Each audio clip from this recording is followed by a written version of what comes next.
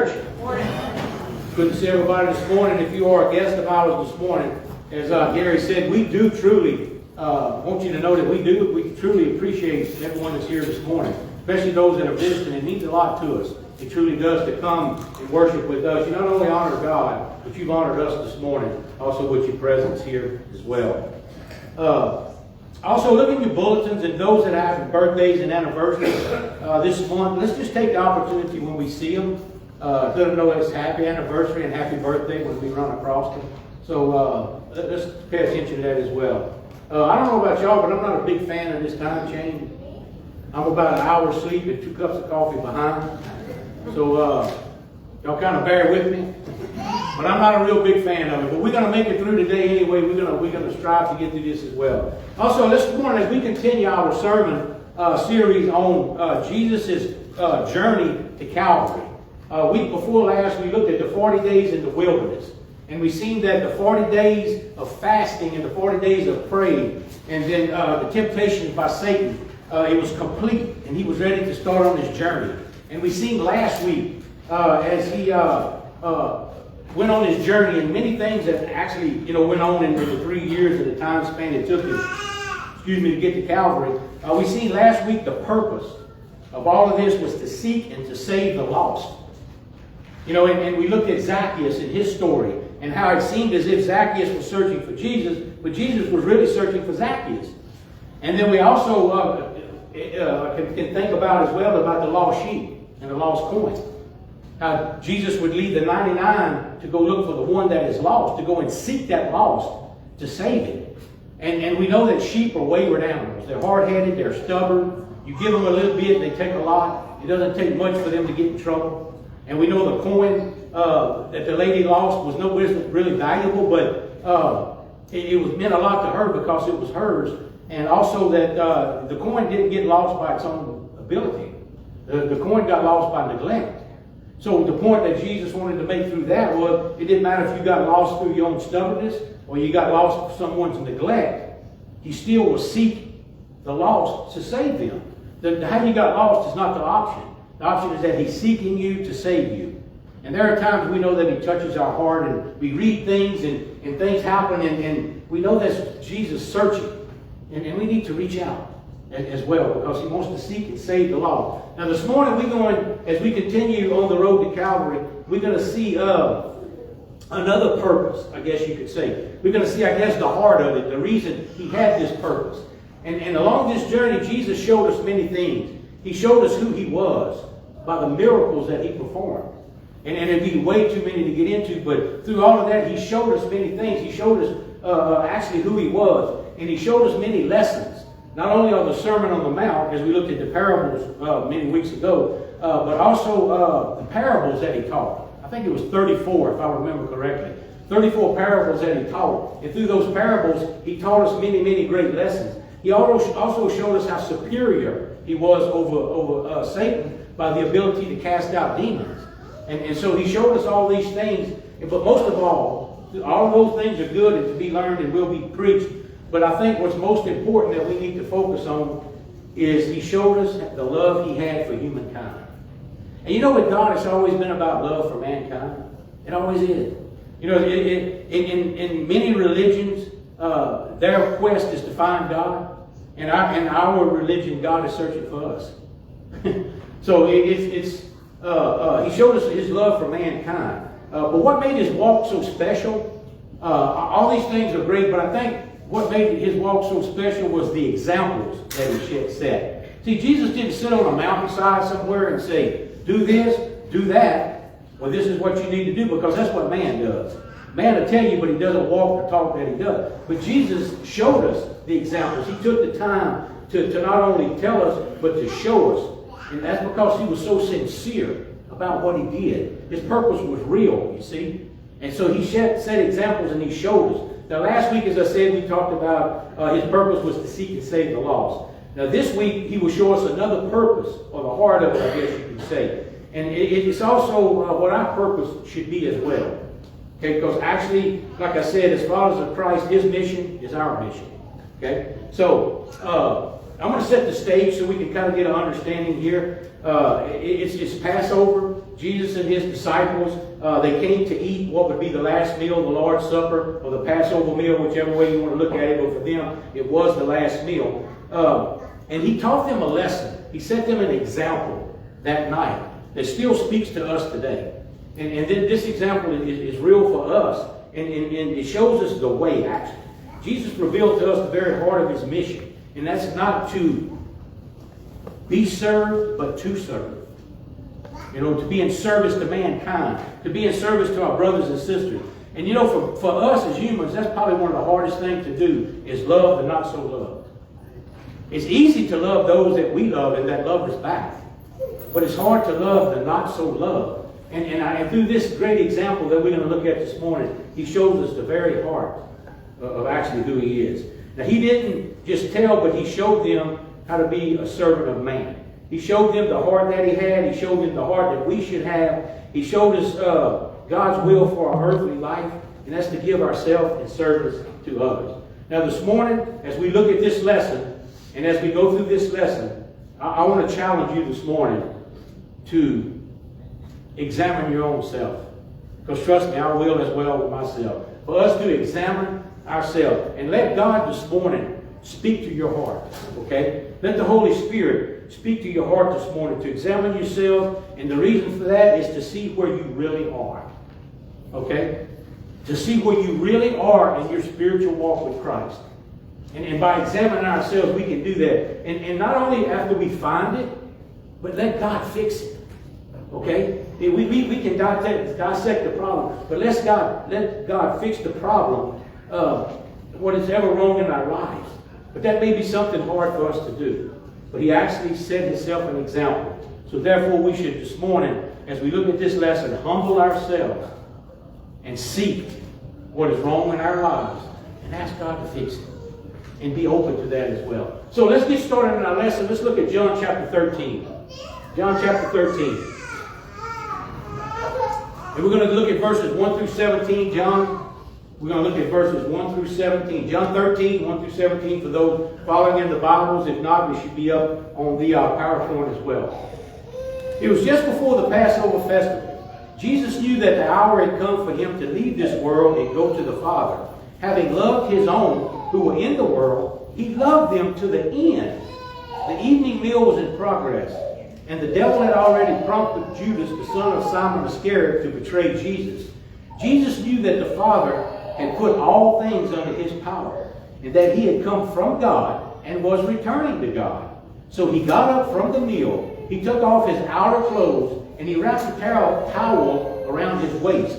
After that, he poured water into a basin and began to wash his disciples' feet, drying them with the towel that was wrapped around him. He came to Simon Peter, who said, Lord, are you going to wash my feet?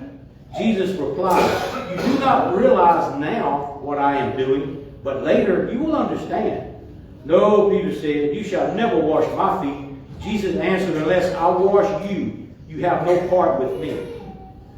Then, Lord, Simon replied, not just my feet, but my hands, my head as well. Jesus answered, those who have had a bath need only to wash their feet. Their whole body is clean, and you are clean, though not every one of you. For he knew he was going to be betrayed. He knew who was going to betray him. And that was why he said that everyone was clean. When he had finished washing their feet, he put his clothes on and returned to his place. Do you understand what I've done for you? He asked them. You call me teacher and Lord, and rightly so, for that is what I am. Now that I, your Lord and teacher, have washed your feet, you also should wash one another's feet. I have set you an example that you should do as I have done for you. Very truly I tell you, no servant is greater than his master, nor is a messenger greater than the one who sent him. Now that you know these things, you will be blessed, and I would underline blessed, if you do them. You see, even though Jesus knew that his time was close and he knew that the time was here, you see, as I read this and look at it, I see something here. I see in his heart, he still loved his disciples. Look at verse 1 where he said he loved them to the very end. You know what this means? That his love was unconditional. You see, he didn't set boundaries on his love. He didn't say, I love you, John, because you good. Judas, I don't really care a whole lot for you. He didn't set boundaries on his love. See, his love meant, this meant that his love was unconditional. That he didn't put a condition on his love, but also he loved the unclean as well. Because he had already said, we read that he knew Judas had betrayed him or was going to betray him. He knew that Peter was going to deny him.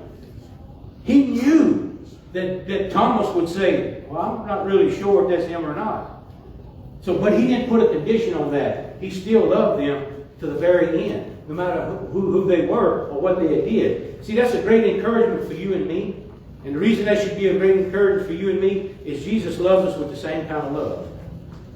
The same love that he showed them is the same love that he shows us. It's unconditional. You see, Jesus knows what we're going to do, and he knows what we've done. That doesn't change how his love is. For us, it would. But you see, God's not fair. Because if he did what was fair, I shouldn't be here. We set fairness by man's standards. God sets fairness by his own.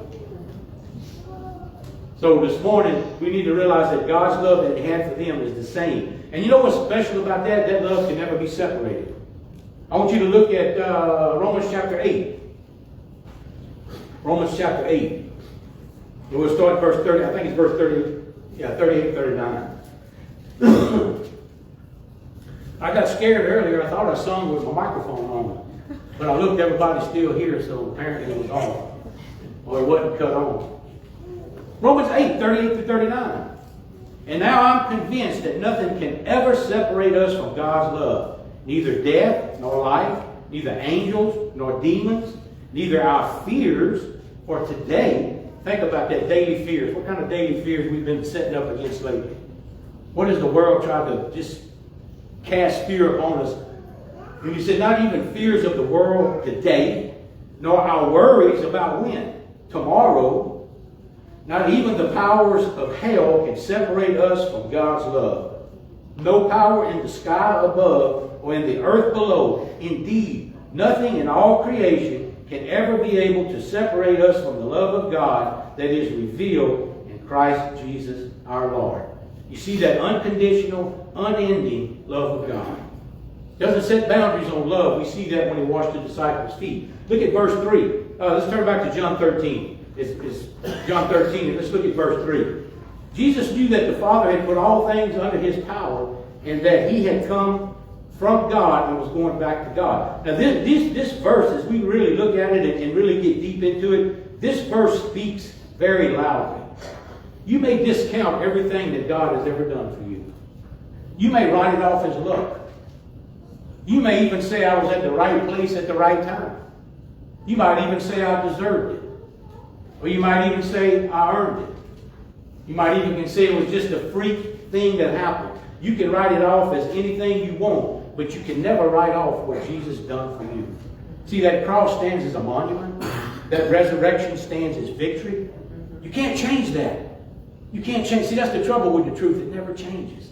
That's why at church and different things you hear the same thing over again. Because it's the truth. Well, what, we're supposed to change it? That's why you hear it again. And that's what it is here. Because John 3:16, as Brother Norm read this morning, is for God so loved the world that he gave his only begotten Son, that whoever believes in him should not perish but everlasting life. Ironically, 1 John 3:16 says this is how we know what love is. That Jesus gave his life for us. See, it's parallel. And so we can write it off any way you want, but you can never deny the love that he has for you. Let's look at verse 4 and 5. He got up from the meal, took off his outer clothing, and wrapped a towel around his waist. After that, he poured water into a basin and began to wash his disciples' feet, drying them with the towel that was wrapped around him. Now here, Jesus is doing the work of the lowest servant. You see, back then, there was no pavements. Everything was dirty, dusty, sandy. They had sandals. So it was a custom when you went to someone's house, they would wash your feet. In some people's houses I've been to, they want you to take your shoes off. You know, because that was customary. But what they would do, the lowest servant that they had, the least servant would be the one to wash your feet. And if they didn't have servants, it would be the youngest child. It would be the youngest, the lowest in the family, would be the one to wash the feet. So the emblem of washing feet was done by someone who was the least of any, whether it was children, servant, or whatever it may be. Now, I don't know about you, but I see a great truth revealed here. You see, Jesus knew the heart of Judas. He knew the heart of Peter. He knew what Thomas would do, but he still loved him the same. You see, you may reject every attempt that Jesus does for you. He may be calling you this morning. You can reject that. And you may reject it. You can write off everything that God has done for you. But you can never write off the fact that Jesus knows your heart and that he loves you. He can't turn off God's love that he has for you. Look at verse 6 through 11. He came to Simon Peter, who said to him, Lord, you're going to wash my Lord, are you going to wash my feet? Jesus replied, you do not realize now what I am doing, but later you will understand. No, said Peter, you shall never wash my feet. Jesus answered, unless I wash you, you have no part with me. Then Jesus, Simon Peter replied, not just my feet, but my hands, my head as well. Jesus answers, those who have had a bath only need to wash their feet. Their whole body is clean. And you are clean, though not every one of you are. Well, he knew who was going to betray him. And that was why he said not everyone was clean. Now, when Jesus got to Simon Peter, Peter couldn't believe what Jesus was about to do here. That he would actually, you're a teacher, you're a rabbi, you're a Lord, and you're going to lower yourself to do the work of the least servant. But you know, when we look at Peter and we say, we laugh at old Peter. But how many of us truly ourselves can't understand why God does what he does for us? I too stand amazed at the things that he does for me. But what we need to do is just graciously accept it. Even though I don't understand why he loves me, he has no earthly reason to love me. Why is he giving me the things he's giving me? I don't know. But I'm going to accept him graciously. And that's what I see Peter here. I see something great happening. I see we need to be grateful and accept the gifts and the praise. True fellowship is found in humble submission, even when you don't understand it. Look at verse 9. Then Lord, Simon replied, not just my feet, but my hands and my head as well. See, Peter starts to understand something here. As I look at this and I think about it, he said, if washing my feet brings you closer to you, then wash my whole body. And the point I see, an attitude of surrender here is what I see. An attitude of surrender. And what Peter is trying to say here, Lord, I'm not going to just give you some of me. I need to give you all of me. In our service this morning, as we examine ourselves, are you giving God just a part of you, or are you giving him all of you? And that's the point he's making here with Peter. It's either all of ourselves or none, isn't it? And Peter realized that. And Peter may have had his faults, and Peter may have said and done some things foolishly all the time, but he knew right here it has to be all that I give to the Lord. Look at verse 12 through 17. When finished washing their feet, he put on his clothes and returned to the place. Do you understand what I have done for you, he asked. You call me teacher and Lord, and rightly so, for that is what I am. Now that I am your Lord and teacher, I have washed your feet. You also should wash one another's feet. I have set you an example that you should do as I have done for you. Verily, truly, I tell you, no servant is greater than his master, and no master greater than the one who sent him. Now that you know these things, you shall be blessed if you do them. Now Jesus set a standard here, what it means to be a servant. Now, and the reason why, because some of his disciples was arguing who was the greatest. If you remember, they was arguing, I need to sit, who will sit at the right hand of God? I think I deserve to sit at the right hand of God. And they was arguing who would be the greatest among all in the kingdom of heaven. Jesus showed them you can never earn respect by forced obedience. It has to be earned. You know, and I know through outreach many years, before you can teach someone salvation, you need to see to their physical needs first. Because people don't care how much you know until they know how much you care. You can do all they don't want to hear. You know, you have to see to the physical needs as well. You have to meet that. And this is known here. He's saying respect is not forced on someone. You earn respect by being in service to others. You know, I remember when I was supervisor at Halliburton, after Terry got older, during Christmas time, the men that worked for me that had little children, I would take calls for them. Because they had little children. They needed to be home and do that. And I would take calls for them because, I mean, my son was grown. It's kind of... And through that, I earned respect. And it wasn't through the obedience or my forcefulness. It was because I showed love and care for those that was unable to do what they could do. So it's all about service to other people. Look at Mark 10. Mark 10, 42 through 44.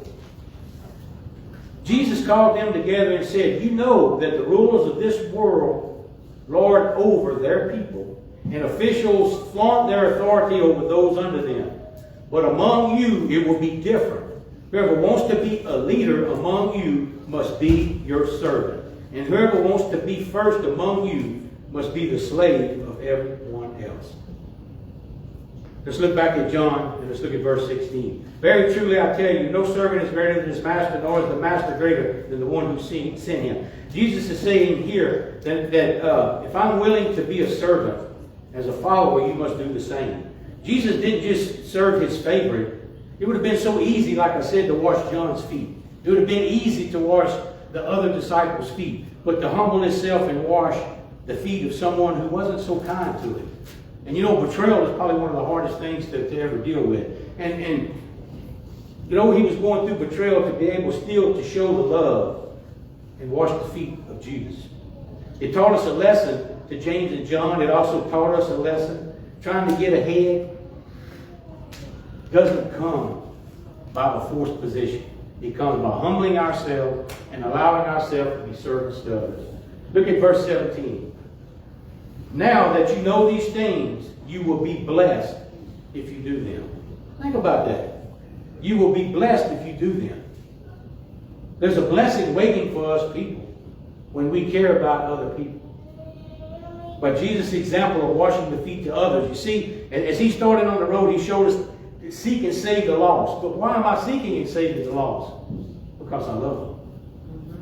Because I love them. Because I care for them. And there's many, because of what I'm going to do on Calvary, there's many that's going to despise me. There's many in the year 2023 that's going to reject me. There's many of people that's going to hate me. But I still love them. And my service is still available to them because I'm going to continue to seek and save them. 1 Corinthians 13. Look at verse 1 through 3. If I speak all the languages of earth and of angels, but don't love others, I would only be a noisy gong or a clanging cymbal.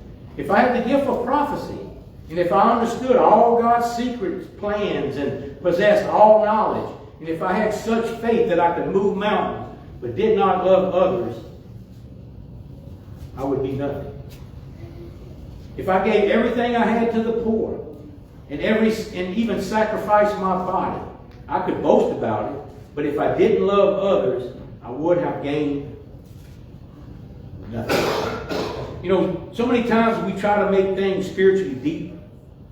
And we do. We dig in it and we want to get the deep spiritual part of this. But you know, this is really quite simple, isn't it? It's quite simple. God loves us, we should love others. We should be in service to our brothers and sisters. We should love them even though they don't love us. We should have love for those that are not so loved. We should have a blessing waiting for us when we wash the feet of others. When we humble ourselves and become like Jesus did. We ask ourselves this morning, are we at that point in my spiritual walk?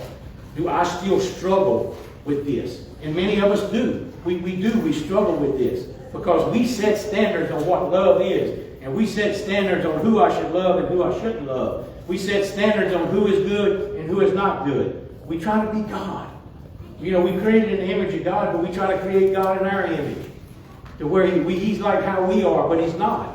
So you ask yourself this morning, are you where you need to be spiritually? If not, you need to humble yourself before God and tell Him, ask Him humbly to fix what is wrong with me.